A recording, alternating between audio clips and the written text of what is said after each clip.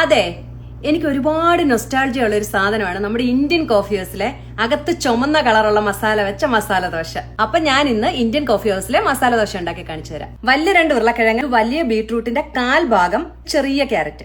ആദ്യം നമുക്ക് ഈ ബീട്രൂട്ടും ക്യാരറ്റും ഒരു പ്രഷർ കുക്കറിലിട്ട് 3 വിസിലടിപ്പിച്ച് വേവിച്ചെടുക്കാം. അതിലേക്ക് തന്നെ നമുക്ക് ഈ ഉരുളക്കിഴങ്ങും കൂടി ഇട്ട് കൊടുത്ത് 2 വിസിലും കൂടി അടുപ്പിക്കാം. നമ്മൾ ഈ ഉരുളക്കിഴങ്ങ് ചേർക്കുന്ന കൂട്ടത്തിൽ കുറച്ച് ഉപ്പും കൂടി ഇട്ട് കൊടുക്കണം. നമ്മുടെ പൊട്ടറ്റോ ഒക്കെ വെന്ത് വന്നിട്ടുണ്ട്. ഇപ്പൊ ഒരു പൊട്ടറ്റോ മാഷറോ ഒരു തവിയോ എന്തെങ്കിലും വെച്ച് നന്നായിട്ട് അതൊന്ന് മാഷ് ചെയ്തെടുക്കണം. ഞാനൊരു വലിയ സവാളയുടെ 1.5 സവാള എടുത്തിട്ടുണ്ട്. 3 പച്ചമുളക്, 1 ടേബിൾ സ്പൂൺ ഇഞ്ചി കൊത്തി അരിഞ്ഞത്, കറിവേപ്പില. എണ്ണ ചൂടായി അപ്പൊ ഞാൻ കടുക് ഇടുവാണേ. നമുക്ക് ഉണക്കമുളക് ചേർക്കാം, ഇഞ്ചിയും പച്ചമുളകും ചേർക്കാം. ഇതൊന്ന് മൂത്ത് വരണേ നന്നായിട്ട്. നമുക്ക് സവാള ചേർത്ത് കൊടുക്കാം. ഉപ്പൂടെ ചേർത്ത് നന്നായിട്ട് വഴറ്റാം. ഒരു 1.5 teaspoon Kashmiri chilli powder, 1/2 teaspoon മഞ്ഞൾപ്പൊടി, 1/2 ടീസ്പൂൺ പെരിഞ്ജീരകത്തിന്റെ പൊടി. പൊടിയുടെ പച്ചമണം ഒക്കെ മാറണേ. പൊട്ടറ്റോ കൂട്ട് ഇതിനകത്തിലേക്ക് ചേർത്ത് കൊടുക്കാം. നന്നായിട്ട് ഇളക്കി മിക്സ് ചെയ്യണം. മസാല റെഡി ആയിട്ടുണ്ട് കേട്ടോ. കുറച്ച് നെയ്യ് ഒന്ന് വട്ടത്തിൽ ഒഴിച്ചു കൊടുക്കണേ.